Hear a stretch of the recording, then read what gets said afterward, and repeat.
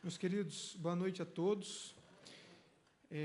Primeiramente, agradecemos a todos pela disponibilidade, pelo tempo de estarmos aqui em comunhão, para tratarmos de um assunto que é obrigatório em cada família, né? Não tem uma família que não tenha que lidar com esse assunto, que não tenha que lidar com esse tema. E a gente sabe que, infelizmente, lá fora, né, o assunto finanças, ele é simplesmente o tema mais sensível no que hoje tem destruído muitas famílias, né? Cerca de 60% dos divórcios vem oriundo desse assunto, por famílias, casais que não estão alinhados, porque pensam diferente, têm objetivos diferentes.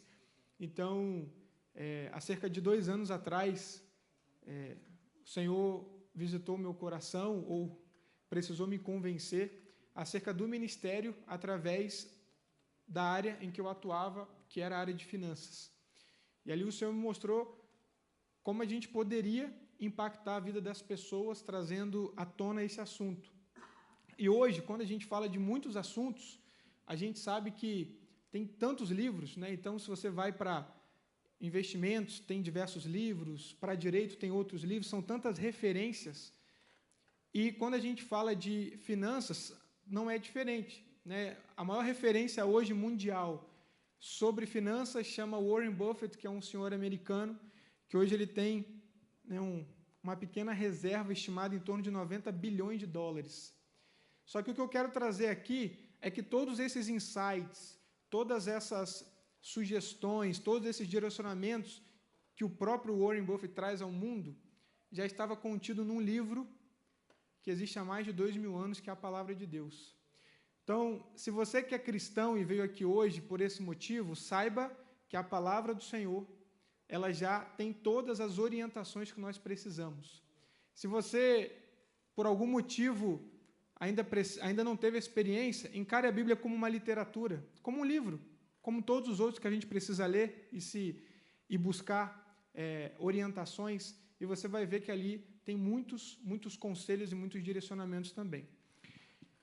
Essa imagem aqui, a projeção, o laser não pega, mas essa imagem aqui que eu coloquei, eu coloquei ela justamente, não sei se quando vocês olham para ela à primeira vista, num primeiro momento ela me confrontava, porque eu olhava para essa imagem e eu via dinheiro e Bíblia na mesma foto, e para mim era algo que eu tinha uma grande dificuldade. Pô, a Bíblia é muito santo, pô, tem dinheiro ali envolvido, não vem coisa boa daí. Mas aí eu comecei a entender, e Deus foi me mostrando que eu tinha essa dificuldade, ou eu ficava perplexo, porque, na verdade, a Bíblia era algo representativo, só que o dinheiro também era. Então, eu tinha ali uma briga entre dois senhores. Então, eu fiz questão de colocar essa imagem aqui, que é provocativa. Você não precisa responder, mas se você olha para essa imagem e sente alguma dificuldade no seu coração, é porque, assim como eu, você precisa ainda de um alinhamento, porque o dinheiro, ele pode, de fato, ser um Deus na sua vida, mas se você entender que o dinheiro ele vai ser apenas um meio para você cumprir propósitos, aí o jogo muda. A forma como a gente enxerga as coisas muda por completo. Então, antes de nós falarmos aqui, eu sou carioca, moro, né, aqui há aproximadamente 6 anos, sou formado em administração, sou pós-graduado em finanças, sou certificado como especialista de investimentos, em planejamento financeiro. Comecei a minha carreira toda em banco, né, comecei como trainee do HSBC em 2011, depois passei pelo Itaú, Safra, XP, e hoje eu sou gestor da Aquavera Investimento, que é um escritório. E aqui o objetivo, por que eu estou falando isso? Porque um dos primeiros pontos que a gente precisa se atentar, hoje na rede social tem muitos especialistas que infelizmente não têm a devida certificação ou não têm a devida autonomia para falar sobre este assunto. Então, hoje, alguém que está falando com vocês nessa noite é alguém que tem domínio sobre o que está falando, é alguém que se preparou para estar aqui. Então, da parte técnica tem isso, e a gente conta, obviamente, com o Espírito Santo, que é aquele que convence as nossas vidas. E eu queria começar, meus queridos, primeiramente alinhando aqui uma premissa básica para começar. E a nossa premissa Deus é dono de tudo. O Deus a quem nós servimos, o Deus a quem você conhece, o dono desse lugar, ele é o dono de tudo, sobre todas as coisas. E há um texto que eu gosto muito, que eu considero muito poderoso, que diz que onde há dois ou mais, ele se faz presente. Então, se ele é o dono de tudo, e se aonde há dois ou mais ele está presente, e se porventura tudo aquilo que a gente for colocando, você entende que é um alinhamento para a sua vida, creia que Deus está nesse lugar e Ele pode fazer um milagre na nossa vida. Ele pode mudar esse assunto, Ele pode mudar um entendimento e Ele pode trazer paz sobre algum tema que precisa ser alinhado na sua vida. Então, o texto em Deuteronômio diz assim: eis que os céus e os céus dos céus são do Senhor. O Deus de vocês, a Ele pertence a terra e tudo que nela há.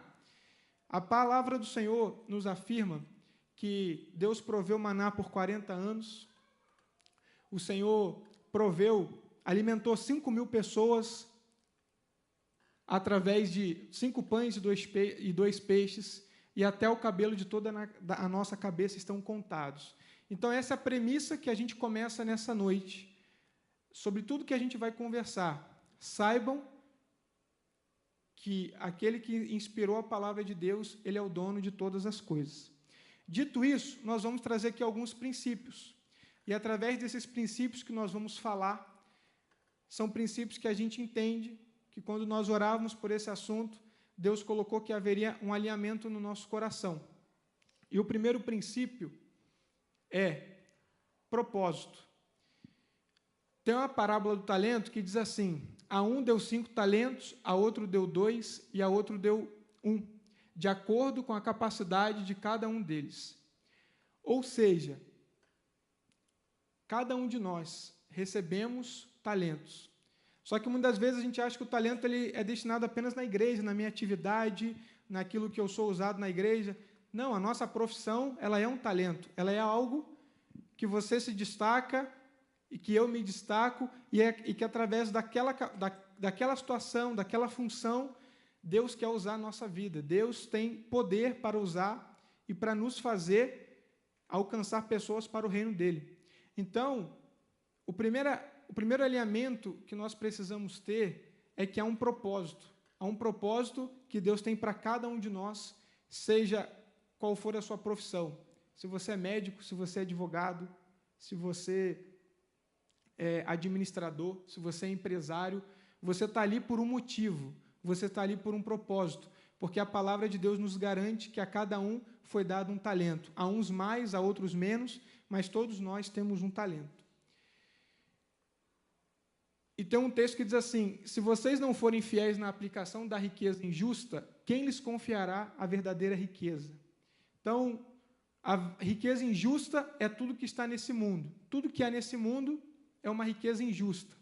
Mas um dia nós estaremos com o Senhor no céu e lá nós estaremos de posse da verdadeira riqueza. Então, há um propósito. Por que há necessidade de termos um propósito? Porque se você não tiver um propósito aqui neste mundo e você não for fiel naquilo que é injusto, imagina naquilo que é justo. Então, meus irmãos, há 2 anos atrás, quando eu falei que Deus ele começou a requerer isso de mim, é porque eu estava com um amigo e um cliente, e aí ele estava desenvolvendo um trabalho evangelístico, e eu perguntei mais, eu perguntei para ele: poxa, por que você está fazendo isso? Além da igreja? Ele falou: porque Deus um dia me incomodou a cultivar um talento, porque quando Jesus vier, e naquele dia que eu precisar acertar minhas contas, for me perguntado o que eu fiz com o meu talento, eu até agora não havia feito nada com o talento que me foi dado. E ali, para mim, passou a ser um soco no estômago, e eu comecei a fazer algumas reflexões. Qual que é o meu propósito nessa terra? Para que eu estou aqui? Para que Deus me deu essa profissão? Para que Deus te deu essa profissão? Para que você ocupa o cargo que você ocupa hoje? Para que você tem o sucesso que você tem hoje? Então, o primeiro princípio, em virtude, quando a gente fala de finanças, tenha um propósito. Deus nos capacitou, Deus te deu um talento para que você possa fazer dele um propósito na sua vida e você possa ser bênção às pessoas que te envolvem, às pessoas que te cercam. O segundo é o trabalho compensa. Salmo 128, 2 diz assim: comerás do fruto do teu trabalho, feliz será e te irá bem. A Bíblia fala, meus irmãos, que o primeiro empregado da história foi Adão. Adão estava no jardim para cultivar e guardar. Ele tinha que trabalhar. Às vezes a gente acha que quando eles pecaram e passou a trabalhar, não. Ele foi colocado ali para cultivar e guardar o jardim. Mas por que eu estou falando isso? Porque esse é o primeiro ensinamento que a gente tem acerca de finanças.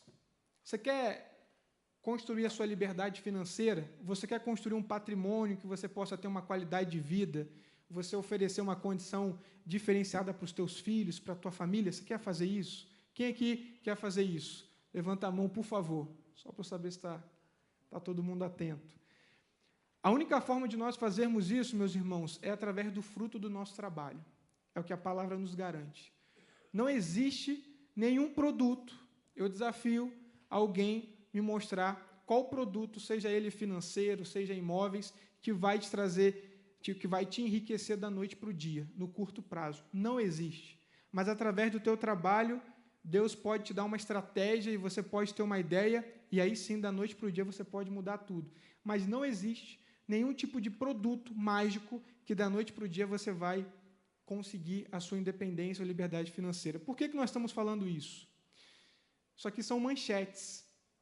Então, a primeira manchete diz assim: pirâmide movimentou 100 bilhões de reais em 6 anos. Ou seja, infelizmente, a nossa cultura é uma cultura de pessoas que querem achar um produto mágico e da noite para o dia elas querem enriquecer. O problema não está só em cair na pirâmide financeira. O problema não é apenas esse. O problema é que a pessoa não coloca 1% para testar. Ela coloca no primeiro mês. Deu certo? O que ela vai fazer depois? Ela coloca tudo que ela tem. E aí está o drama. E aí é um patrimônio, uma vida inteira que foi construída por falta de um alinhamento. Porque o valor do dinheiro, da multiplicação do dinheiro, estava acima de qualquer coisa. Essas manchetes também descrevem que 50% dos brasileiros tendem a cair pirâmide. Foi feita uma simulação pela CVM e 50% do brasileiro tendem a cair em pirâmide, ou seja, metade dos que estão aqui. Ah, mas eu não caí. Graças a Deus não deu tempo. Antes que você caísse, ou foi feita a descoberta, mas numa simulação, 50% dos brasileiros teriam caído. E hoje, qual é o principal assunto? Pirâmide morreu. Agora vem as apostas. E daqui a pouco vai vir outra coisa. E daqui a pouco vai vir outra coisa. Ou seja, meus queridos, você quer ficar rico? Você acha que Deus tem essa bênção para a sua vida? Não há nenhum problema nisso. A gente sabe que não há nenhum pecado nisso. Contanto que você tenha um devido alinhamento com Deus. Mas faça isso através do fruto do teu trabalho. E aí tem alguns pontos que a gente precisa colocar aqui, que é o seguinte: o alinhamento com o dinheiro. Então, lembra da foto que eu falei lá no início? Se aquela foto te incomoda ter o dinheiro ao lado da Bíblia, significa que o dinheiro ele tem um valor tão grande quanto a Bíblia tem na sua vida. A partir do momento que você entende que o dinheiro ele é apenas um meio, quantas coisas nós não podemos fazer?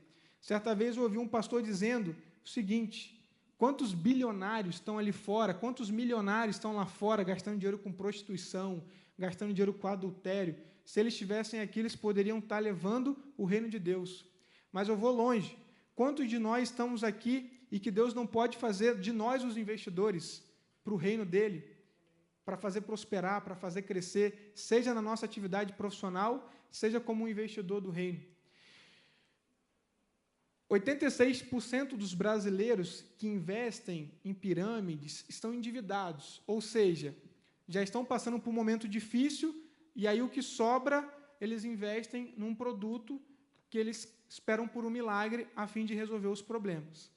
Ou então, 45% acreditam que a pirâmide ainda pode dar certo. 45% dessas pessoas investiriam novamente. E aí tem um texto que diz assim: a riqueza obtida com facilidade, essa diminui, mas quem a ajunta pelo trabalho, essa vem aumentar. Tem um ditado popular que a gente diz assim, tudo que vem fácil, vai fácil. Mas aquilo que é oriundo do fruto do nosso trabalho, isso tende a aumentar em nome de Jesus ao longo do tempo. E aí, para fechar esse tripé de primeiros princípios, a gente vai para a base do contentamento. Tem um texto que diz assim, Paulo escreve, sei o que é passar necessidade, sei também o que é ter em abundância. Aprendi o segredo de toda e qualquer circunstância. E logo após, eu tudo posso naquele que me fortalece. Então, às vezes, a gente vê pessoas dizendo assim, eu estou passando por um momento muito difícil na minha vida, mas eu vou ganhar muito dinheiro, porque eu tudo posso naquele que me fortalece. Mas não é isso que a Bíblia diz. A Bíblia diz que Paulo, ele sabia passar necessidade e ele sabia passar boas situações, ou seja, independente do momento que ele estava passando, a alegria que ele tinha era a mesma, porque eu tudo posso naquele que me fortalece. Então, meus irmãos, o contentamento, ela é uma das chaves para que nós possamos alcançar a bênção de Deus. Porque imagina que se eu não sou fiel no pouco, se eu reclamo, se eu não tenho contentamento, imagina no muito. Será que nós estamos preparados para isso? Mas o contentamento é nós termos essa capacidade. Poxa, mas eu estou passando por um momento tão difícil, eu tenho tantas dívidas atualmente, eu não sei o que vai acontecer amanhã, mas eu tudo posso naquele que me fortalece, porque o meu Deus, ele é dono de todas as coisas. Não há um cabelo que se move sem que não seja da permissão de Deus. Então, o contentamento, meus irmãos, é uma bênção para as nossas vidas. A partir do momento que a gente aprende a ter paz, nós mudamos o nosso patamar para um novo momento na nossa caminhada. E aí, a gente entra nos aspectos financeiros. Então, uma ordenança de Deus é, evite ter dívidas. O rico domina sobre o pobre e o que toma emprestado é servo do que empresta. Veja bem, o que é ter dívidas? Poxa, mas eu tenho um parcelamento que eu fiz todos os cálculos lá, e esse parcelamento eu fiz ali porque eu não tinha nenhum tipo de juros embutido e estava dentro do meu fluxo. Problema nenhum. O problema é quando eu começo a primeira parcela, a segunda parcela, a terceira parcela, chega no mês, eu passo a ter que trabalhar para pagar só as parcelas e não sobra mais nada. Aí a gente se tornou escravo do dinheiro. Então, aqui tem umas dicas importantes, e a primeira é, empréstimos possuem fatores variáveis que não estão no nosso controle. Vou dar um exemplo. Às vezes, a gente vai comprar um carro, financia em 60 meses. Não é que a gente não tem que comprar o carro, né, meu irmão? A gente tem que comprar o carro. Mas eu financio em 60 meses com a parcela ajustada. Vai sobrar agora R$100 no meu orçamento, porque o resto eu investi tudo no carro. O problema é que nesses 60 meses, muita coisa pode acontecer. Você pode ter filhos, você pode ter algum tipo de problema, o filho é uma bênção, mas gera gastos, você pode ter algum tipo de problema, pode acontecer alguma doença, existe a inflação, existe uma série de coisas que eu não projetei o aumento da minha receita, mas que vai acarretar no aumento da minha despesa. Então, eu fiz uma série eu tenho novos compromissos e a minha receita permaneceu a mesma. Qual que é o resultado óbvio daquilo ali? Então, considere isso quando você for fazer qualquer tipo de estruturação financeira e você joga ela para um longo prazo e está tudo muito bem ajustadinho, vai acontecer coisas ao longo do tempo em que vai necessitar de você ter uma maior receita para poder cobrir toda aquela situação. O míope financeiro. O que é o míope financeiro? É aquela pessoa que chega no final do ano, o cara ganhou o 13º, está felizão, e aí o cara vai no shopping, dá um rolê, só que aí o que acontece? Ele não enxerga lá na frente, ele enxerga só que ele está com o 13º na mão. E aí a gente tem aquele consolo que a gente se dá. Trabalhei um ano inteiro, sou filho de Deus, então chegou a minha hora de brilhar aqui, eu fazer uma comprinha aqui diferente. Ao invés de eu gastar 100, 200 reais, saio do shopping com 3 mil reais e todo o 13º foi embora. E aí eu não projeto o que poderia ser feito de bom com aquele valor que foi fruto do meu trabalho. Esse é um míope financeiro. Então, da mesma forma que existe a guerra entre carne e espírito, existe a guerra entre receita e despesa. Só que aqui, o verdinho é a receita. Quem tem que ganhar é a receita. Então, se eu tenho mais receita do que despesa, eu já estou numa condição bastante favorável. Viva dentro de uma margem de 20%. A Bíblia diz que José, nos períodos de vacas gordas, a Bíblia diz que ele guardou a quinta parte para os períodos de vacas magras. E existe um cálculo que diz que aquela gestão, aquela forma de conduzir um negócio poderia ser aplicada em qualquer época da humanidade que daria certo. Então, você tem algo que vai dar certo na sua vida. Guarde 20% da tua receita. Pô, Maicon, mas não consigo guardar nenhum. É um começo, é um processo que vai se iniciando. Então, o primeiro processo que a gente tem aqui é através do entendimento. Não tenha medo dos números. Então, às vezes, meus queridos, a gente sabe que a coisa está ruim, mas tem medo de olhar. Pô, tem lá o cartão de crédito, já está tudo estourado. Ah, não vou olhar não, já está ruim mesmo. Só que ali você descobre que tem algo que você pode tirar no mês. Você tem, de repente, uma assinatura que você tem que pode deixar de ter. Então, o primeiro passo é não ter medo dos números. A partir do momento que eu consigo olhar para os números, eu consigo identificar uma diversidade de formas de conseguir ajustar o orçamento. E sem novas dívidas. Tem um texto que ele é muito forte, que é esse texto em Provérbios, que diz assim: não esteja entre os que se comprometem e ficam por fiadores de dívidas, pois se você não tiver com o que pagar, vão acabar lhe tirando até mesmo a cama em que costuma se deitar. E assim começa a virar o bolo, e assim muitos empresários, que às vezes têm um patrimônio financeiro robusto, acabam, passando para o outro lado e para o momento da falência. E aí, o próximo passo, o próximo princípio é o diagnóstico financeiro. Se você ainda não chegou, em nome de Jesus não vai chegar, mas percebe que o teu orçamento está passando por complicações, já não sobra tanto dinheiro, você tem que ser feito um diagnóstico financeiro. Você tem que parar e fazer um diagnóstico do teu orçamento. Na casa do sábio há tesouro preciosos e o suficiente para viver. Na casa do sábio há tesouros preciosos e o suficiente para viver. Mas o tolo desperdiça tudo que tem. A forma como você se preocupa com os outros determinará o seu sucesso financeiro. Às vezes, vamos supor que você comprou um bem. No momento da emoção, você emocionou e comprou um bem. Comprou lá um PlayStation 5. Você estava muito estressado, precisava jogar para desestressar. E aí você não usa, só que o teu orçamento está apertado. Qual que é a melhor alternativa? Vende aquele bem, você não vai vender pelo valor que comprou, mas você vai conseguir trazer um alívio para o teu orçamento. E às vezes a pessoa não vende porque tem um orgulho. Ah, paguei 5, vou vender por 3. Sim, é melhor vender por 3 e você trazer um fôlego para o teu orçamento do que você ficar com um bem que você não tem praticidade, você não tem uso e está lá acumulado na tua casa. O tempo vai passar e ele vai se desvalorizar cada vez mais. Poxa, eu comprei um carro do ano. Pô, mas se eu vender, todo mundo está vendo.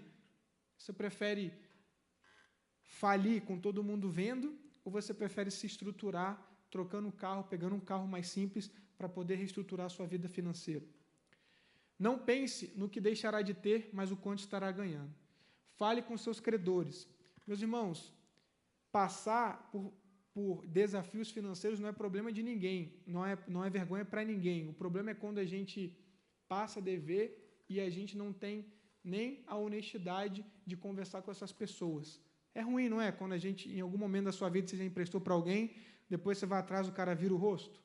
Então, fale com seus credores. Se você estiver passando por algum momento mais desafiador, se o banco tiver que conceder um desconto, ele vai preferir conceder um desconto para alguém que está conversando com ele do que alguém que ele liga e não atende.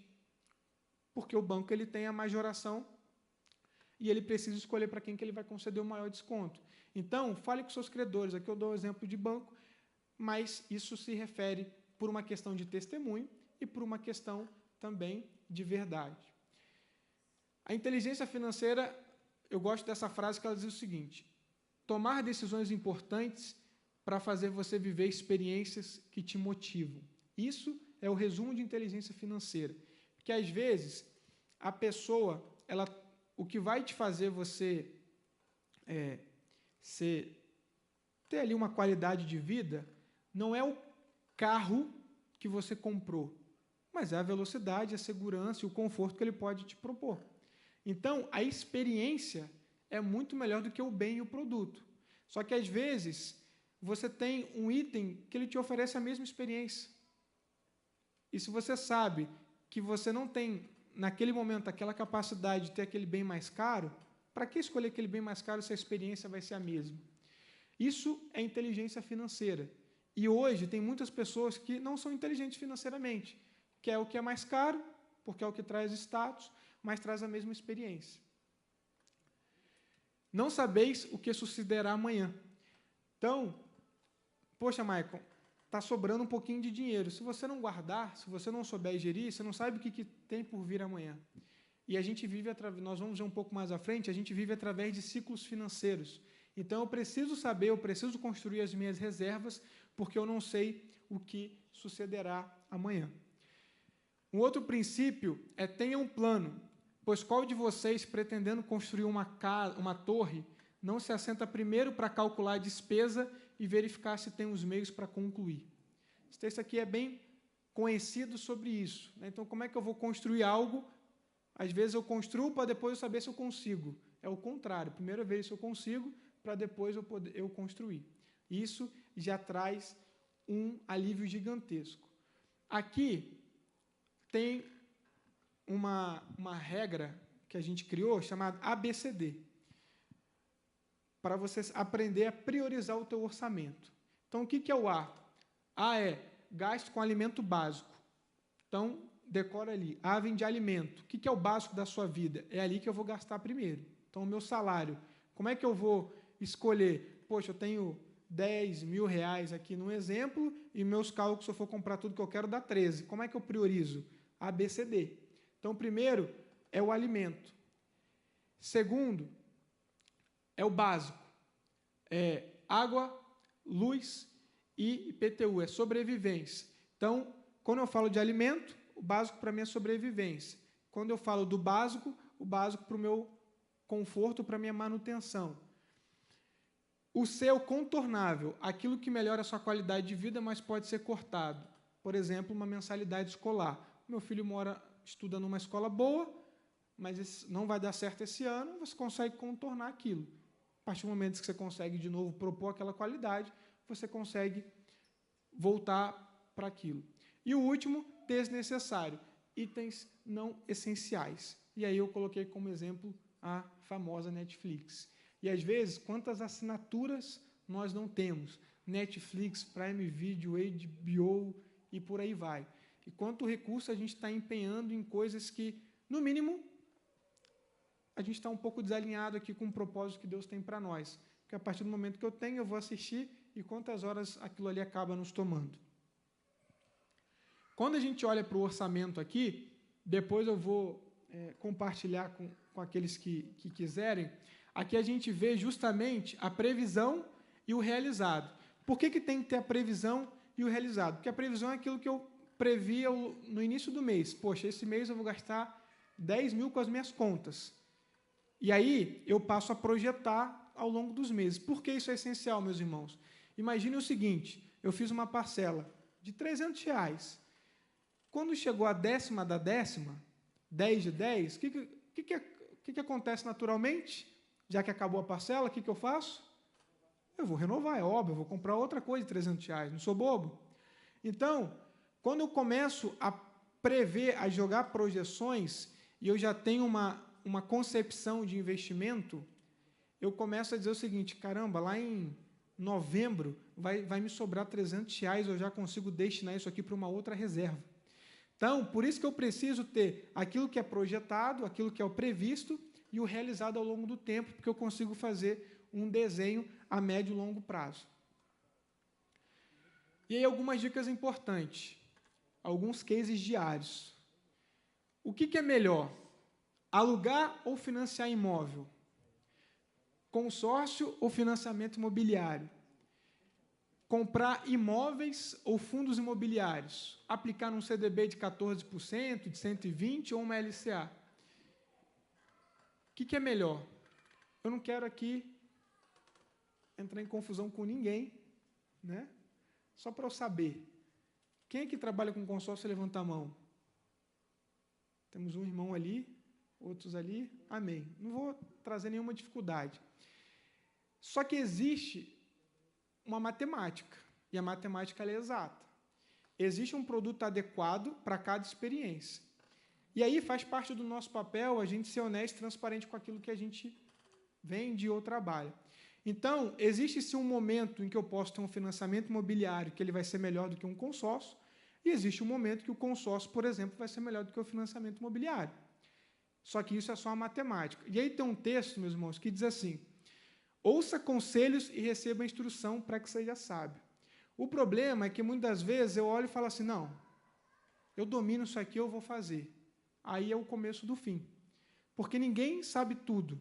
Ninguém consegue saber sobre tudo e administrar sobre tudo. Ou seja, meus queridos, busque conselhos com pessoas que são certificadas, com pessoas que têm especialização de verdade, com pessoas que têm profissionalização, para que você possa tomar uma decisão. Por quê? Porque uma decisão ruim num determinado produto de médio e longo prazo traz um juízo para uma série de anos da sua vida. Então, é muito importante. Não é simplesmente um aspirador de pó que você vai comprar ali. Se trata de uma decisão para a sua vida e que, se você não tiver o devido cuidado, você pode ir para um mau caminho. Então, a matemática ela não mente. Existe uma razão para tudo, existe uma exatidão para tudo, e através dos números é possível chegar a uma conclusão. Cultura de excelência.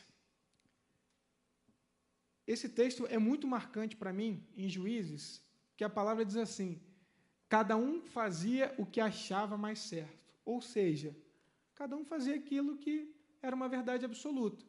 Então, os irmãos me perdoem aqui a transparência, mas às vezes a gente fala assim, pô, o fulano lá é corrupto, o cara lá é safado, mas aí eu vou lá nos Estados Unidos, trago $10.000 e compro e passo direto. Cada um fazia o que era conveniente. Então, às vezes, nós precisamos ter cuidado com isso. Pô, Maico, mas o que isso tem a ver com finanças? Porque pode ser, meu irmão, que você esteja fazendo o trabalho correto, pode ser que você esteja fazendo a função correta, pode ser que seu planejamento esteja correto, mas a falta de algum alinhamento dentro de um princípio bíblico está te segurando, está te prendendo. Os judeus, eles têm uma colônia em Manhattan. São a população mais próspera que eu já vi, e a maioria, ou nem todos, são cristãos, mas porque vivem por princípios, e não abrem mão desses princípios. Então, cuidado, meus queridos, para você não investir no pecado na sua empresa. Uma empresa, por exemplo, que não vive por princípio, ela quebra. Por quê? O que é não viver por princípio? Se a minha empresa dá um rolezinho no imposto, você não está vivendo por princípio. Tenha certeza absoluta que em algum momento você vai ter o resultado para aquilo. Da mesma forma que existe que, se a gente peca, a gente vai ficar sem a salvação, se a tua empresa peca, a tua empresa morre, a tua empresa quebra. Então, pode ser que você tenha chegado aqui, não porque você, de repente, fazia intencionalmente, mas por algo que não estava no seu radar. Mas hoje, em nome de Jesus, é uma noite de alinhamento. É uma noite que Deus vai aparar algumas arestas aqui para que a gente possa ser bem-sucedido na nossa vida. E a partir do momento que eu sou bem-sucedido, que eu estou alinhado, principalmente com propósito e contentamento, Deus vai fazer andar coisas que estavam paradas na nossa vida e na nossa empresa. Negocie com justiça. Meus irmãos, eu me lembro de alguns anos atrás, na pandemia, eu estava na pandemia, eu convidei uma pessoa para ir lá em casa para nos ajudar, né, com algumas coisas que eu não tinha muita habilidade para fazer. E aí o rapaz consertou um monte de coisa. Eu falei, caramba, mano, vai me cobrar uns R$500 para pagar isso tudo. E aí acabou no fim do dia, R$150. Eu falei, que isso, meu irmão? Não, 150. Eu falei, meu amigo, você trabalhou o dia inteiro. R$150? 150. Eu falei, toma aqui, meu irmão, vai na bênção, R$200, está aqui e tal. Aí tinha um outro irmão, que a gente era da mesma igreja, ele morava no outro apartamento. O cara cobrou os mesmos R$150 e ele negociou com o cara até o cara cair para 100. Quem aqui já precisou trabalhar com margem zero para não perder cliente? Margem zero. Cara, vou fechar margem zero para não perder cliente. É bom isso? Alguém gosta de trabalhar com margem zero? Então, a gente não pode, como servo de Deus, requerer isso do outro. Pô, Michael, então eu não posso barganhar desconto? Claro que pode, contanto que aquilo não tire o do outro. Ou seja, às vezes, o cara, para bater uma meta, você está ali, e às vezes você nem sabe, mas você está ali, o cara vai diminuindo, porque ele não pode perder aquela venda, daqui a pouco ele não tem a comissão. E a palavra diz que cada um de nós somos dignos do nosso trabalho. Então, meus queridos, tenha isso em mente, isso é um alinhamento. Isso é um alinhamento para que você possa estar no centro da vontade de Deus, para que o nosso coração possa estar empenhado de receber as bênçãos do Senhor para a nossa vida. Tem um detalhe que eu preciso dizer. A gente vai entrar agora no aspecto de finanças. Aqui, meus irmãos, hoje, não é para falar de prosperidade. Prosperidade tem um monte de conteúdo lá no YouTube, que se você crer, você vai ser próspero. Aqui a gente está falando de alinhamento, porque você se alinhar, Deus vai transbordar na sua vida para você transbordar na vida de outros. É para isso que nós estamos aqui. Nós cremos que Deus vai alinhar o nosso coração e assim Ele vai transbordar na nossa vida para que nós possamos cumprir o nosso chamado e exercer o talento que Deus confiou a nós. Amém, queridos? Para que sejam irrepreensíveis e puros, filhos de Deus, inculpáveis no meio de uma geração pervertida e corrupta, na qual vocês brilham como luzeiros do mundo. Eu tomo todo o cuidado para que eu possa brilhar como luzeiro do mundo na minha vida. Então, isso não significa que eu sou perfeito em tudo, pelo contrário, tem defeito pra caramba, mas aquilo que fere o meu caráter e a minha justiça é aquilo que a gente precisa buscar diariamente, ser inculpáveis aos olhos do nosso Deus. Poupe recursos e invista. O plano de quem é esforçado produz a fartura, mas a pressa excessiva leva à pobreza. Guardem esse texto, que a gente vai abordar ele logo mais. Queridos, no mercado financeiro, quando a gente fala de finanças, economia, né, a gente precisa entender o contexto básico. Então, o contexto básico, onde que é o começo de tudo? É através do momento que a gente entende o que é Selic. Todo mundo já ouviu o que é Selic, certo? Selic. Será que todo mundo sabe o que é a Selic? Para que serve? Para que funciona? A Selic, ela é a taxa básica de juros. Então, é através da Selic que é determinado alguns fatores importantes que a gente já vai descobrir. Então, hoje, a nossa taxa de juros está lá em 10,75. Então, eu sei que se eu pegar o meu investimento e investir na Selic, eu vou ter um retorno a 10,75% ao ano. Eu gosto de dizer que o primo dela é o CDI. O CDI, todos os bancos, todos os dias, eles negociam uns com os outros, porque sobra dinheiro em um e falta dinheiro no outro.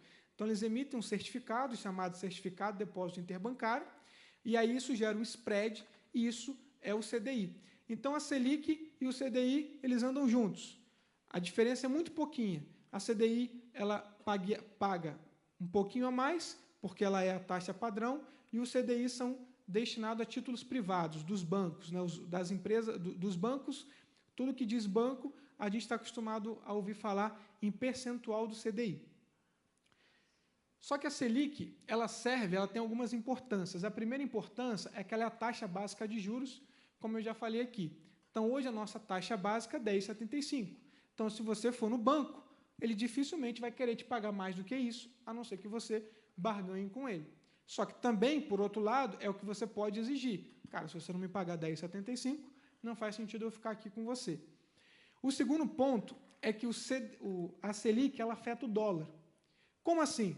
Vamos imaginar aqui que por 10 segundos, um minutinho, para ter um gostinho melhor, nós sejamos americanos. Então, nós estamos lá nos Estados Unidos e a gente olha para o Brasil. Cara, aquele país lá é doideira, hein? Acontece umas paradas lá meio louca. E aí, como americano, que eu sou um país de uma segurança superior ao Brasil, eu tenho meu dinheiro para investir. Poxa, eu vou investir nos Estados Unidos, que a taxa normal é 2%, ou eu vou investir lá no Brasil, que eles estão pagando 10%. O que vocês acham melhor? Pô, dá para investir um pouco, lá eles estão pagando 10%. Concorda? Então, por que a taxa Selic afeta o dólar? Quando a taxa de juros está alta, ela tende a atrair investimento estrangeiro, capital estrangeiro. Quando a taxa de juros está baixa, o capital estrangeiro tende a sair. E aí, se eu tenho entrada de recurso estrangeiro no Brasil, isso valoriza a nossa moeda em relação ao dólar. Se eu tenho muita saída de moeda estrangeira no Brasil, isso tende a depreciar a nossa moeda em relação ao dólar. Então, aconteceu um movimento político em 2022 que saiu um caminhão de dinheiro daqui por uma série de incertezas. E aí a gente passou por um momento difícil de incertezas e a gente, até hoje, passa por esse momento. Então, por isso que o nosso dólar, que estava ali na casa dos 4, hoje está lá em 5,60. Então, a Selic ela tem um papel na composição do dólar.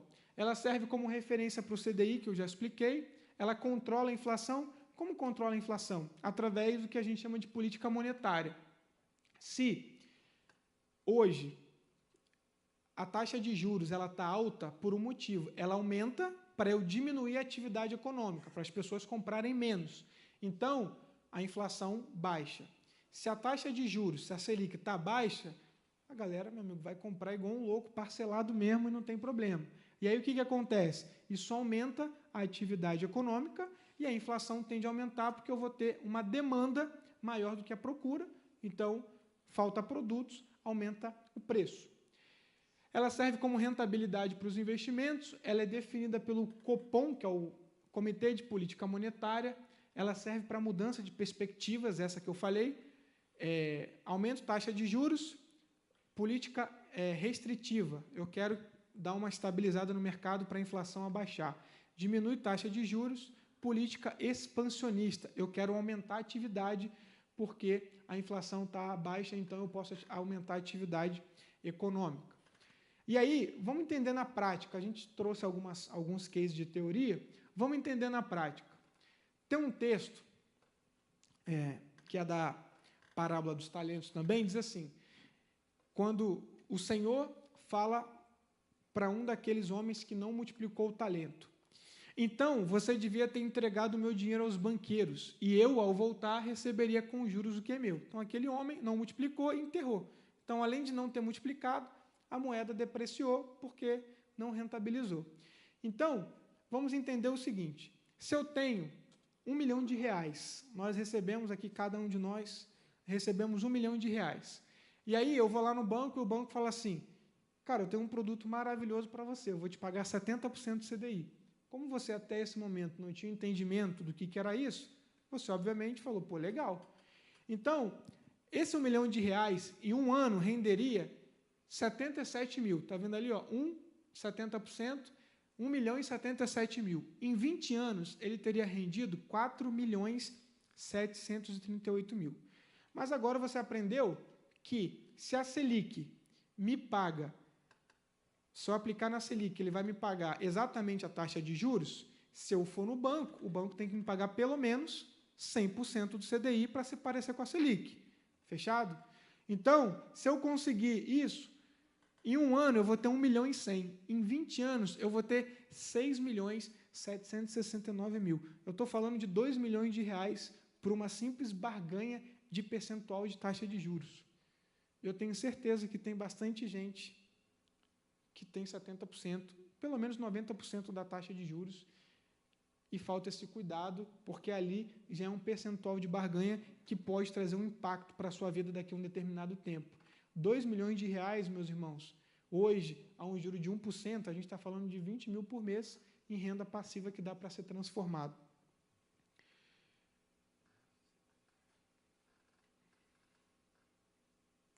Agora a gente vai falar de inflação. Inflação, ela é exatamente como está aqui nessa foto. Ela serve para corroer o nosso dinheiro e o nosso poder de compra. Então, o que é inflação na prática? Pô, todo mundo fala inflação, inflação. O que é inflação? Se eu vou lá e compro um arroz, e o arroz está R$ 5,00 em janeiro, em fevereiro o arroz aumentou para R$ 5,10, esse 10 centavos é a minha inflação, que é convertida para um percentual. Então, hoje a nossa inflação média está ali na casa dos 4% ao ano, uma inflação bastante controlada, mas é aquilo que ao longo do tempo corrói o nosso dinheiro. Então, sabe aquela famosa frase? Vou botar meu dinheiro debaixo do colchão. Será que isso é legal ou não? A gente vai descobrir agora. A próxima imagem, ela é estrondosa, porque ela mostra como era a inflação na Venezuela em 2018. Então, para um venezuelano comprar um prato de frango, ou comprar um frango, na verdade, ele precisava de todo aquele montante em recurso, ou seja, o dinheiro dele não tinha valor nenhum. E aí, meus amigos, saibam de uma coisa, hoje, infelizmente, a moeda brasileira, ela é uma das moedas que mais se desvaloriza no mundo. Então, fazer investimentos não é um luxo, é uma obrigação. Por quê? Imagina que se você não ajuste o teu orçamento e daqui a 10, 20 anos você não conseguiu juntar nada. Tudo que você trabalha, se você não aumentar a tua receita, você quebra, porque as tuas despesas elas vão aumentar com o passar do tempo. Pô, Maicon, se eu tenho a taxa de juros e eu tenho a inflação, como é que eu resolvo esse problema? Porque a gente não veio aqui só para trazer problema, né? A gente tem que trazer a solução também. Como que eu resolvo isso? Através do juro real. O juro real nada mais é do que a taxa de juros que eu recebo descontado a inflação. Com isso, eu tenho o juro real, ou seja, quanto que eu estou recebendo descontando a inflação. Só que eu quero ainda falar um negócio da inflação, que eu já ia esquecendo. A inflação, ela mede a cesta básica. Quem aqui hoje, graças a Deus, consegue comprar mais de uma cesta básica ao mês? Tem a qualidade de comprar mais do que uma cesta básica? Todos. Senão a grande maioria, se não todos. Vejam bem, se a inflação já é ruim para quem tem uma cesta básica, imagina para nós que tem produtos que, além de ser inflação, na maioria desses produtos também são expostos ao dólar. Então, a grande verdade, porque hoje eu vou no mercado, eu compro um sorvete, eu não compro só arroz ou feijão, eu compro sorvete, eu compro uma carne nobre, eu compro um refrigerante, eu compro um suco orgânico que custa R$ 45 para eu ter uma qualidade de vida melhor. Então, eu compro uma série de alimentos que eles não estão inseridos na cesta básica. Vocês acham que a inflação desse produto é maior ou menor? Ela é muito maior. Então, meus queridos, cada um aqui tem uma inflação própria. Cada um, de acordo com o seu bolso. De acordo com o que você compra no mês, cada um de vocês tem uma inflação própria. Às vezes a gente olha o parâmetro que é o parâmetro do IBGE, que é a inflação da cesta básica, mas cada um de nós temos a nossa própria inflação e por isso que às vezes as contas não batem, porque os nossos produtos que a gente compra estão bastante inflacionados. Quando a gente fala de juro real, veja, essa imagem aqui é há 30 anos atrás. Então, quem há 30 anos atrás tinha R$100, hoje, os R$100 de 30 anos atrás, o poder de compra hoje é o equivalente a 15,38. Ou seja, a nossa moeda perdeu 85% do poder de compra. Então, quem lá em 94 tinha R$1 milhão, hoje o poder de compra desse cara hoje é de R$153 mil. Então, das duas, uma. Ou aquele cara lá, de repente, ele era milionário e não sabia, ou hoje o cara, por mais que ele tenha esse valor, ele não é tão milionário assim, porque o poder de compra, se ele enfiou esse dinheiro debaixo do colchão, esse cara está perdido, porque o dinheiro dele não valorizou. Vamos fazer aqui alguns cálculos, esses cálculos já estão prontos, obviamente. Se em 94 eu investisse R$1 milhão na taxa Selic, hoje, 30 anos depois, eu teria R$73.944.079,65. Dava para impactar o reino, não dava com esse valor aí, né, pastor? Fazer um negócio. Isso é o valor nominal. Pô, será que a poupança é boa ou é ruim? Tirando da Selic e colocando na poupança, teria o valor, bem, esse último aqui, ó, de 16.513.000. Então, não adianta acessar o aplicativo para tentar tirar da poupança agora, o banco está fechado, mas amanhã o primeiro passo que você pode fazer é tirar o dinheiro da poupança, porque hoje ela te remunera metade do que você pode ganhar nas condições praticadas atualmente. Só que esse valor corrigido, meus irmãos, veja só, o valor de 73 milhões de reais, ele corrigido pela inflação, é esse valor ali, ó, 7 milhões, veja bem, com 73 milhões de reais que ele rendeu, hoje o teu poder de compra é de quem tem apenas 7 milhões 542 mil. Faz um estrago ou não faz a inflação? Por isso que eu digo que investimento hoje é uma obrigação. Porque se eu não invisto, se eu não tenho esse hábito de investir, lá na frente, o que você tem de receita não vai dar, não vai suprir. Então, é importante se pensar no que a inflação ela pode fazer ao longo do tempo. E aí, como é que a gente faz e como é que a gente resolve alguns problemas? Quando a gente começou a conversa, meus irmãos, eu falei de alinhamento. E tem uma coisa que a Bíblia não fala. Quem aqui quer se aposentar, levanta a mão. A Bíblia não fala de aposentadoria, vocês acreditam? A Bíblia ela não aborda esse assunto. Perdão por frustrar os irmãos, eu também me frustrei quando eu descobri. Só que aqui a gente vai abordar não uma aposentadoria, mas a gente vai abordar a liberdade financeira. Por quê?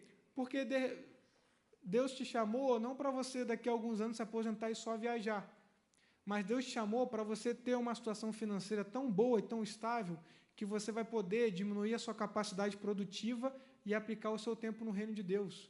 Seja aqui na igreja, seja na sua igreja, fazendo uma missão que hoje você não tem tempo, e eu também não tenho tempo, que os dias são corridos, mas você pode se preparar para isso. Então, se lá atrás a gente diz que a gente está aqui para alinhar o propósito, saiba que Deus está multiplicando e quer multiplicar os talentos que você recebeu em prol do reino dele.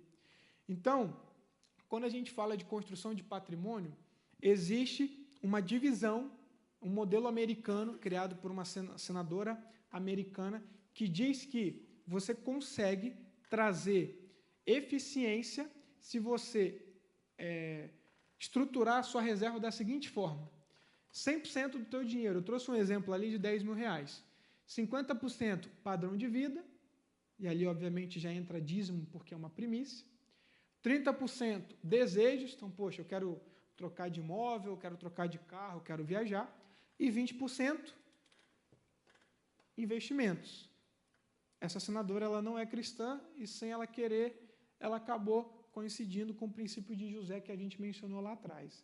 Se você tem 10 mil reais, vamos aqui nesse retângulo do meio, e você usa 5 mil para despesa básica, 3 mil para estilo de vida e 2 mil para investimento, ao longo do tempo você consegue mostrar a sua reserva financeira. Pô, Maico, mas eu não tenho, não dá para fazer isso. A gente não disse que era fácil, mas a gente disse que dá para fazer, porque o nosso Deus é o Deus dono de todas as coisas. Então, se você fizer dessa forma, com um salário e uma renda de 10 mil, em 10 anos, você tem um patrimônio de 400 mil reais, considerando uma taxa de juros básica de 10%, o que é perfeitamente possível nesses próximos 10 anos que terão pela frente. O primeiro caminho é a famosa reserva de emergência, que todo mundo aqui, né, já tem ouvido falar, virou moda, né? Então, a reserva de emergência, você tem que guardar pelo menos 6 meses da sua despesa. Então, se você tem uma despesa de 5 mil reais, você junta e tem ali 30 mil reais. Pô, Michael, eu não tenho. Então, você vai aplicar aquele modelo de 50, 30, 20, e a primeira coisa que você vai fazer é guardar para você ter a sua reserva de emergência. E ali são algumas modalidades de investimentos. Tesouro Selic, que é um investimento próprio, CDB e fundos DIs. Segundo, reserva de realizações. Que reserva é essa? Isso aqui foi uma reserva que eu criei para que você possa aplicar. Se você tem 30%, lembra que a gente falou de 30% de desejo?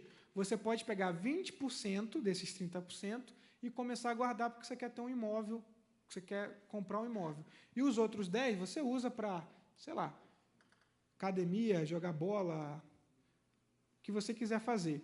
Então, se você guardar 2.000, em 10 anos, o cálculo é o mesmo, você tem 400 mil. Se você escolher, por exemplo, um caminho de um financiamento imobiliário, você vai pagar inicialmente um valor de parcela de 4.500 e, no fim, você vai ter uma dívida de 570 mil. Então, aqui são formas e mecanismos que você tem de construir o teu patrimônio, tendo paciência e colocando o tempo para trabalhar ao seu favor.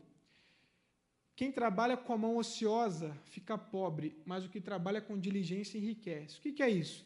Poxa, tá sobrando dinheiro, estou ganhando, sair de 10 para 20, estou gastando 12, mas fica lá, você vai usando sem fazer nenhum tipo de aplicabilidade sobre aquele recurso, e aí daqui a pouco o dinheiro começa a ir embora sem você perceber, porque você não tem controle, e aí, quando você tem uma mão ociosa, há um princípio aqui, eu sempre gosto de dizer o seguinte, Salomão sempre quis esclarecer qual é a consequência do diligente e qual é a consequência daquele que não consegue ser diligente. E aí, meus irmãos, dentro daquele racional de liberdade financeira, isso aqui é quando todo mundo já ouviu a expressão de colocar o tempo para trabalhar a seu favor, correto? Só que ele funciona para os dois lados. Se eu faço isso através de um financiamento imobiliário, o tempo ele também corre contra mim, porque eu tenho uma dívida e aí eu preciso correr. Se eu tenho um investimento, olha o que acontece. Nesse exemplo aqui, João tem 45 anos, ele tem R$500 mil investido e ele guarda 4.000 por mês. Do outro lado, tem Pedro, com 25 anos, quase acertei, hein, Pedro? Com 25 anos, guarda R$2.000 por mês. O João, desse lado direito aqui, aos 65, ele vai ter R$6 milhões investido. E o Pedro, aos 65, ele vai ter R$11 milhões investido, sendo que ele não tinha o mesmo valor para aportar e ele contribuía com a metade. Esse é o segredo do tempo. Por isso que eu disse para vocês no início que não existe nenhum tipo de investimento, seja ele financeiro ou não financeiro, que vai fazer o teu dinheiro mudar da noite para o dia. Mas se você expuser os teus recursos ao longo do tempo, ele vai multiplicar, porque é uma matemática exata. Mas, afinal de contas, em que investir? Se a gente está falando sobre tudo isso, sobre rentabilidade, como que funciona esse meio? Primeiramente, meus queridos, nós temos aqui os pilares do investimento. Então, o que é o pilar do investimento? Aqui eu vou provar para vocês que o que eu falei é verdade. Se você pegar um triângulo, tentar dobrar o triângulo, sempre vai sobrar uma ponta. Então, aqui a gente tem a seguinte premissa. Aqui na direita eu tenho rentabilidade, em cima é risco e na esquerda liquidez. Você não vai encontrar nenhum produto, que te entregue rentabilidade alta, liquidez baixíssima e baixo risco. Não existe. Investimento financeiro não te dá isso. Investimento imobiliário não te dá isso. Pô, mas eu comprei a casa na planta. E se você precisar vender no outro dia, como é que você faz? Então, não existe um produto que te entregue os três. Como que você faz isso? Tendo uma carteira patrimonial. Seja uma carteira de investimentos, seja essa carteira ligada e tendo globalizado também os seus investimentos em imóveis, mas você precisa ter um pouco em cada reserva para que a carteira possa cumprir essa função. Então, uma carteira patrimonial, uma carteira de investimentos, ela consegue te entregar rentabilidade, consegue ajustar o risco que você está disposto a correr para a rentabilidade que você quer alcançar.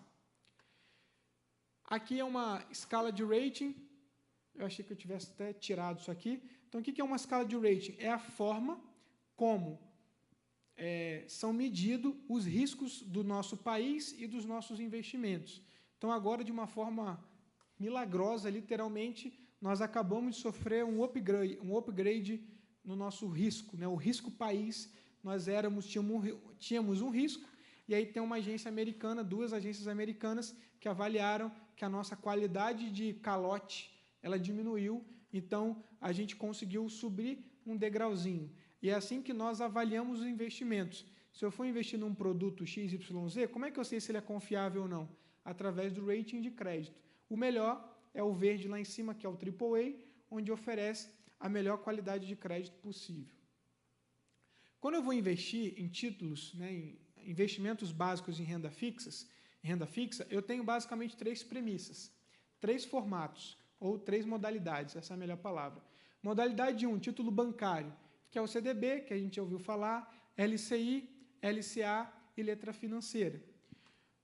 Modalidade 2, título público federal, que é o Tesouro Selic. Então, se você hoje não fizer nada e aplicar no Tesouro Selic, você tem pelo menos 10,75 ao ano. Tesouro pré-fixado e Tesouro IPCA. Só que as empresas, elas também conseguem captar recursos. Então, você consegue investir numa empresa. Ah, eu quero comprar um título da Petrobras. Você pode comprar ação, que é o mercado acionário, mas a Petrobras, quando ela quer captar recursos, ela pode ou aumentar o capital dela em ações, ou ela pode apenas, se ela quer captar recursos sem abrir mão do equity da sociedade dela, ela pode montar uma operação financeira que vai ser uma debenture, o CRI ou um CRA, e aí eu, como cliente, posso investir naquele produto e ele vai me oferecer uma remuneração também.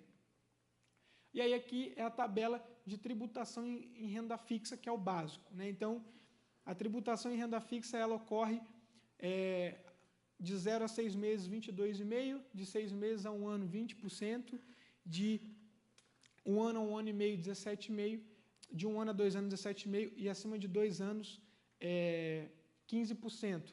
Pô, Maico, mas os ativos isentos, então, são melhores? Depende, porque às vezes você pode ter um CDB que te paga 120% lá do CDI e uma LCA que te paga 98%. Como é que você vai saber? Tem um cálculo chamado taxa de equivalência que a gente faz para poder mensurar qual que é o melhor ativo disponível. E aí, meus queridos, para a gente fechar essa parte, a gente vem para a previdência privada. O que é a previdência privada? Alguém aqui acha a previdência privada ruim? Levanta a mão. Pode levantar, sem constrangimento. Tem algumas pessoas. Por que muita gente acha a previdência privada ruim? Porque, em algum momento, essas pessoas tiveram uma experiência que foi mal adequada ao seu momento de vida. Hoje, quando você vai... Primeiro que no passado só existia 2 modalidades de previdência privada. Era aquilo ou não era aquilo. Então, você não tinha muito... Hoje existem centenas. Em previdências privadas de renda fixa, de renda variável, você pode comprar ação através de previdência privada. Hoje tem até demais. Só que o que acontece? A previdência privada ela tem 2 modelos. Tem o VGBL, que é uma previdência que eu vou investir para longo prazo, com o objetivo de investir sempre acima de 10 anos, porque ela é o único produto da economia que ela cai até 10% de imposto de renda, e ela tem um benefício: se você faltar, o teu beneficiário recebe dinheiro sem pagar imposto em até 30 dias. E o PGBL, que ele tem outro objetivo, que é deduzir imposto. Não é não pagar, é deduzir. Então, o que é o PGBL? Eu invisto e eu posso pegar a minha renda tributável e até 12% daquela renda tributável eu não vou pagar imposto naquele ano, eu vou pagar lá na frente. Então, imagina que você ganha R$100 mil no ano, e aí você pega R$12.000 e vai investir na Previdência. Quando você for lá falar com o teu contador, ele vai colocar bonitinho lá nas devidas caixinhas, e aqueles 12 mil você colocou para investir, você teve essa dedução. Lá na frente, quando você for resgatar, você vai resgatar sobre o valor total, porque você teve uma dedução. Então, é você pegar aqueles 12% e colocar ele para render e ganhar rentabilidade em cima daquilo.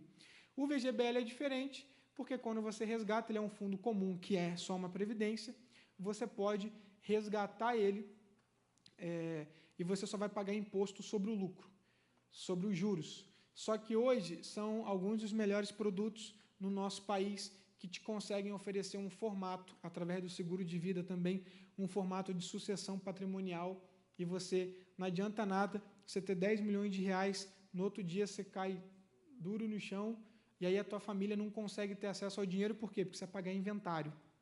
E aí você não tem como fazer aquilo, porque você não tinha seguro e você não tinha uma previdência, e a tua família não tinha como liberar o teu valor. O que adianta ter 10 milhões de reais e você não poder usar? Então, a previdência privada, meus irmãos, ela é um excelente produto, desde que esteja em um alinhamento de que ela é para longuíssimo prazo e ela tem um objetivo, além de trazer rentabilidade, mas trazer alguns benefícios como sucessão patrimonial e, no meio de hoje, aposentadoria. Para a gente finalizar aqui, a gente vai falar rapidamente sobre renda passiva. Então, hoje, todos os canais de YouTube falam muito sobre renda passiva. Pô, como é que eu posso ganhar dinheiro? Renda passiva, eu quero ganhar dividendos. E as pessoas vão lá e investem em ações ou investem em fundos imobiliários. Elas só esquecem de dizer que a renda passiva, esses ativos, eles podem valorizar e se desvalorizar. Então, não adianta, às vezes, você comprar um fundo imobiliário, igual aconteceu agora, esses dias, e o fundo imobiliário cair 20% por algum problema. Não é que ele é um produto ruim, é um excelente produto, só que tem que ser trazido como que é o funcionamento e a regra desses ativos. Tá? Então, o fundo imobiliário, por que você pode pensar em investir num fundo imobiliário, por exemplo? Por quê? Porque você pode investir em grandes empreendimentos através de um valor inicial baixo. Então, se você quer comprar uma casa para alugar, você tem que ter pelo menos hoje em dia uns 400, 500 mil, para você ter 0,5% daquele retorno.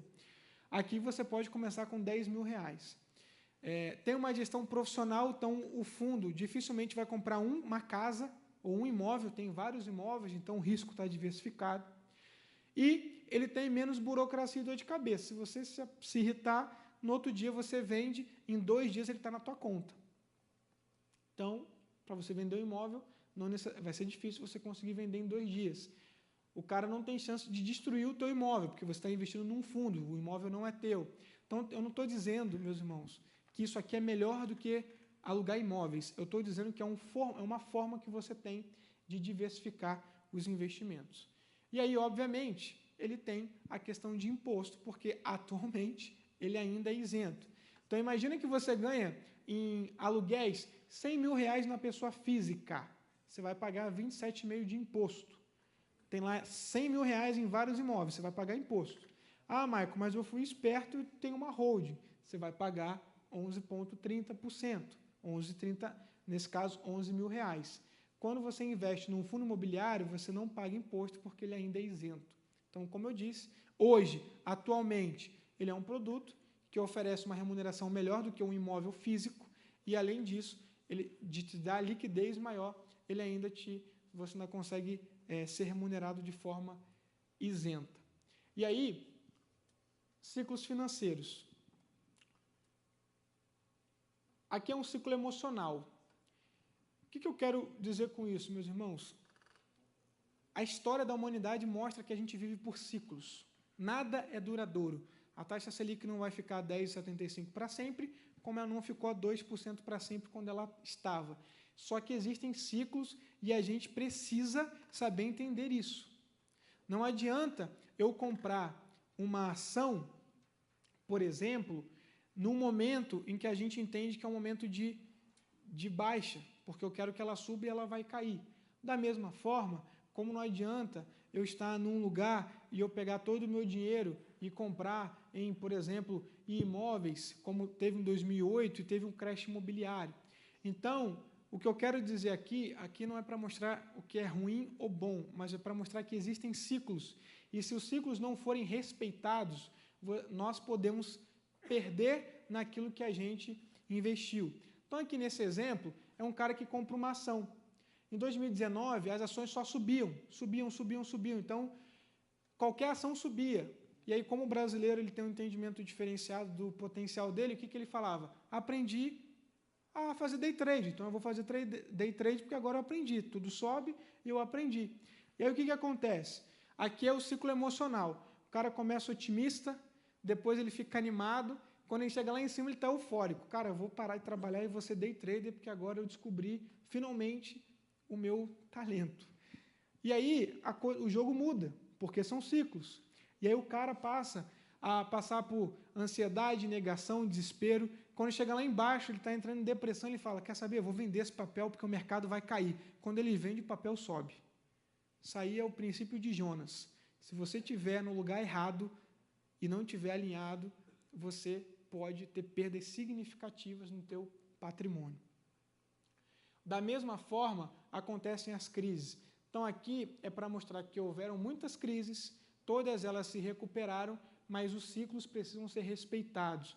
Então, eu preciso ter uma análise do que está acontecendo ao meu redor, quando, por exemplo, eu vou investir num fundo imobiliário, eu vou comprar uma ação, ou quando eu vou comprar um imóvel. O que está acontecendo ao meu redor? Qual que é o ciclo que eu estou vivendo para eu estar seguro? Porque o gerente do banco, o corretor, seja ele quem for, ele tem um produto para vender.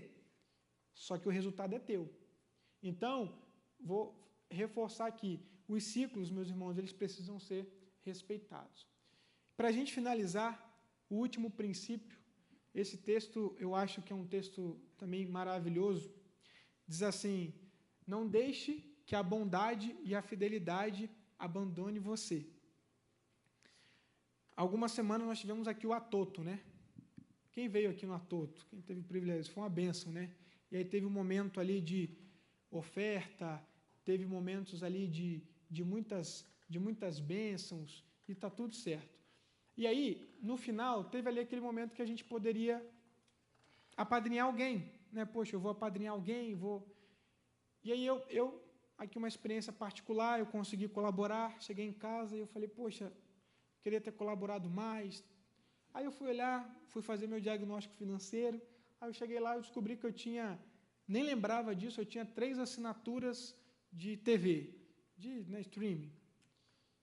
E aí eu falei, caramba, pô, eu tenho Netflix que eu nem assisto, mesmo se eu assistisse, eu tenho 2 Prime Video que um dia minha esposa contratou quando ela estava viajando, e lá, sei lá, 70, 100 reais sendo jogado fora, enquanto do outro lado eu tenho aqui crianças levando o evangelho e precisando de suporte, e olha onde eu estava, e olha o que uma falta pequena de um alinhamento faz. Então, meus irmãos, a generosidade, ela é um princípio, e não é um princípio que eu vou dar hoje para receber amanhã. Não, ela é um princípio, eu vou dar hoje porque eu já recebi, eu recebi a minha salvação em Cristo Jesus. Saindo daqui, nós vamos para o céu. Então, essa é a generosidade. Não adianta a gente trabalhar, ganhar muito dinheiro, a gente falar sobre finanças, fazer o workshop, e eu só penso em viajar, e eu, de novo, não estou alinhado com aquilo e com aquele que me deu o meu talento para eu multiplicar. Essa pergunta aqui, há 6 meses atrás, eu estava indo para o meu trabalho, e um pastor amigo meu me ligou, e ele falou assim, Maico, Deus me deu uma palavra, ele pediu para eu te dar, não sei quando você vai usar, e eu não sabia quando eu ia usar, e chegou o momento de usar, e ele falou o seguinte, você trabalha com ativos financeiros, né? Eu falei, exatamente, até porque ele era meu cliente. Pô, você já parou para pensar que qualquer ativo financeiro pode desvalorizar? Eu falei, com toda certeza. A renda fixa você pode perder dinheiro na renda fixa, você pode perder dinheiro no teu imóvel, você pode perder dinheiro na tua ação. Porque a gente quer sempre valorizar. Se eu quero na minha vida, é uma conta exata, se eu busco algo, formas de rentabilizar o meu patrimônio, eu quero ativos que valorizem, concordo? Só que existe um ativo, meus queridos, que, como diz o texto, onde a traça e a ferrugem não corroem, ele não pode ser desvalorizado. E esse ativo é a nossa salvação. Então, de que adianta, às vezes, a gente estar fazendo tantos eventos de novo sobre finanças, se a minha maior prioridade não for a bênção de Deus na minha vida? Então, saibam que existe algo de maior valor, que ninguém pode fazer com que esse ativo desvalorize, porque Jesus ele pagou um alto preço em favor das nossas vidas. E para a gente finalizar a nossa apresentação, eu gostaria de pedir para que todos possam estar de pé, vou chamar o Tuca aqui na frente. Eu gostaria que a gente pudesse ler esse texto aqui juntos, para a gente fechar. Eu creio que nessa noite, em nome de Jesus, Deus, nós podemos aprender algumas coisas, eu espero, mas podemos principalmente trazer alguns alinhamentos importantes. E debaixo desse alinhamento, eu gostaria que nós pudéssemos ler esse texto junto, que é um texto que está lá em 1 Reis 2:3. Podemos ler todos juntos, como uma ordenança daquilo que Deus tem para nós? Vamos lá? E guarde a ordenança do Senhor teu Deus, para andares nos seus caminhos, e para guardares os seus estatutos e os seus mandamentos e os seus juízos e os seus testemunhos, como está escrito na lei de Moisés, para que prosperes em tudo quanto fizeres e para onde quer que fores. Louvado seja o nome do Senhor.